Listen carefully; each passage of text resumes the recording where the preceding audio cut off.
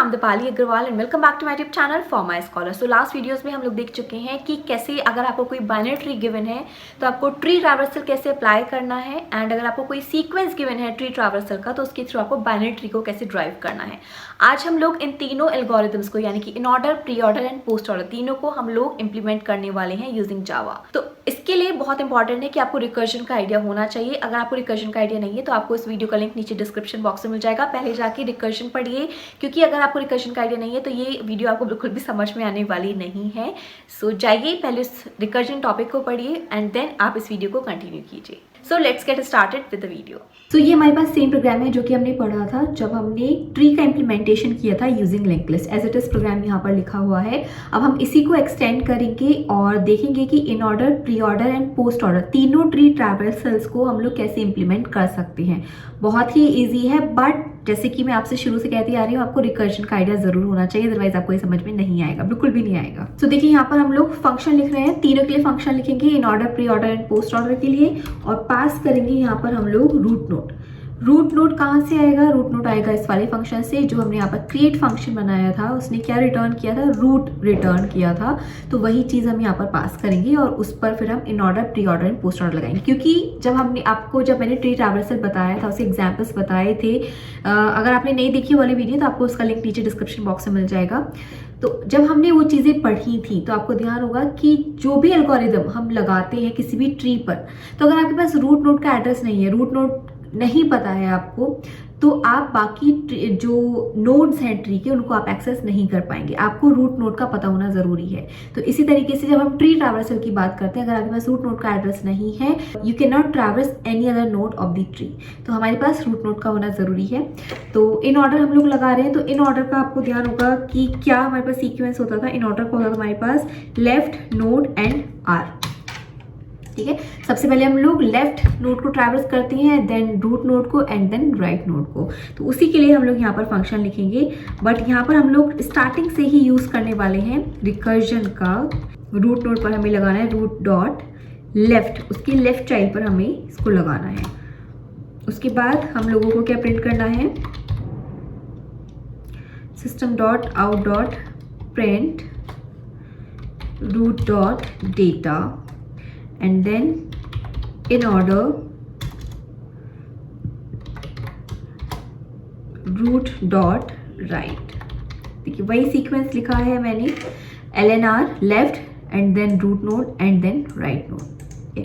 कैसे वर्क करेगा वो चीज़ हम लोग देख लेते हैं एक बार।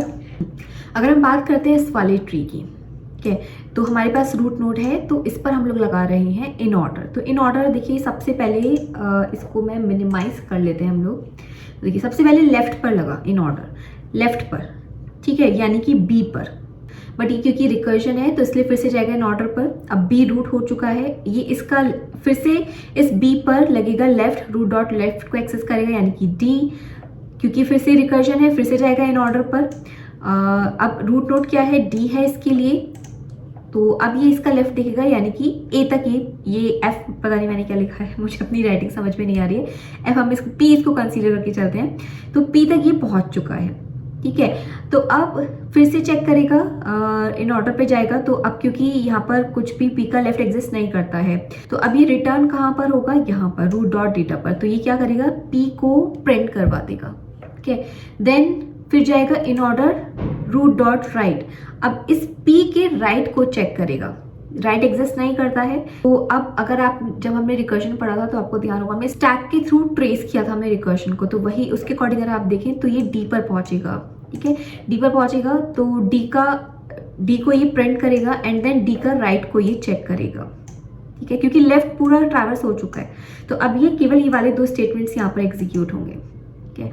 तो रूट डॉट डेटा इसने डी प्रिंट किया है यहाँ पर, देन रूट डॉट राइट।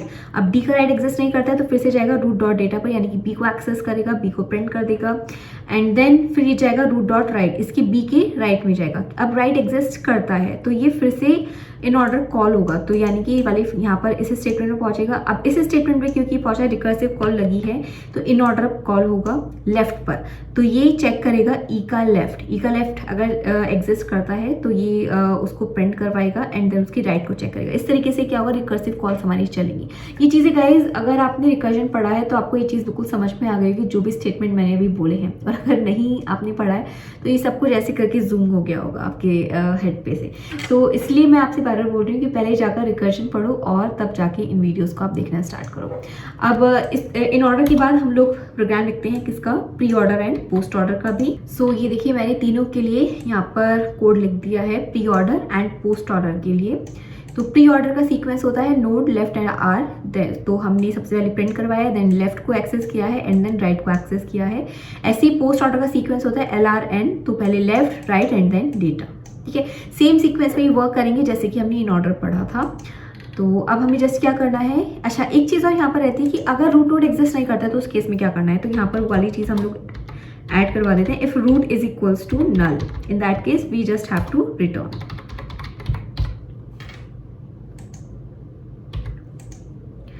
इसको चीज़ को हम लोग कॉपी करेंगे सभी जगह, तीनों ही फंक्शंस में। और अब हम यहाँ पे मेन फंक्शन में इन तीनों को कॉल करते हैं, प्री ऑर्डर, और ब्रैकेट में पास करेंगे हम लोग root, post order, root and then in order, root.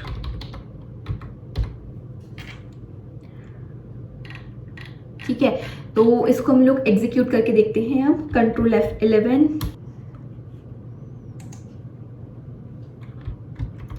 यार ट्री के प्रोग्राम्स को ना आउटपुट देना बहुत मुश्किल है, मतलब थोड़ा सा इरिटेटिंग लगता है मुझे।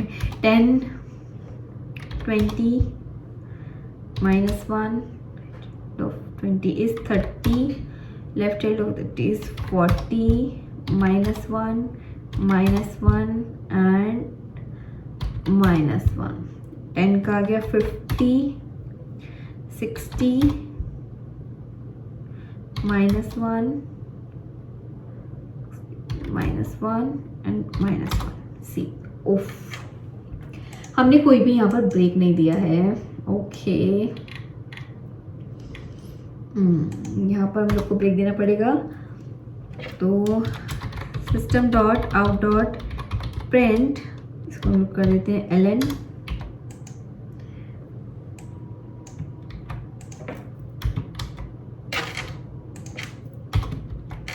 ओके, अब एग्जीक्यूट करती हूँ फिर से। ओके, सो तीनों सीक्वेंस हमारे पास आ गए हैं, 10 20 30 40। अभी भी मैंने गड़बड़ ये की है कि ये डबल कोट्स दिए, इनके बीच में स्पेस नहीं दिया, तो प्लीज़ आप लोग ये गलती मत करना। आपकी टीचर तो ऐसी गलती कर रही है बट आप प्लीज़ मत करना। Just kidding. सो कई बार हो जाती हैं ऐसी गलतियाँ बाय मिस्टेक। तो हमारे पास तीन सीक्वेंस आ गए हैं। आपको सीक्वेंस फाइंड आउट करने आते हैं, हम लोग लास्ट वीडियोस में पढ़ चुके हैं, तो आप एक बार सीक्वेंस फाइंड आउट कीजिए और चेक कीजिए कि क्या ये आंसर करेक्ट है या नहीं है। मेरे हिसाब से तो करेक्ट है। Okay, so this is all about tree traversal implementation. कोई भी कन्फ्यूजन है तो आप मुझसे कमेंट सेक्शन में पूछ सकते हैं, बट मैं फिर से बोल रही हूँ, रिकर्जन अगर नहीं पढ़ रहा है तो पहले रिकर्जन पढ़ लेना, तब जाके डाउट पूछना। अगर क्योंकि रिकर्जन पढ़ चुकी हो तो यहाँ पे कोई डाउट नहीं आएगा आपको। Okay guys, I hope this video is going to help you a lot. If you're having any query, you can ask me in comment section. I'm trying my best to deliver all the lectures in simplest way. So next video में अब हम लोग देखेंगे Huffman coding, कैसे binary tree का use किया जाता है in order to encode and decode the data. So thank you, good luck.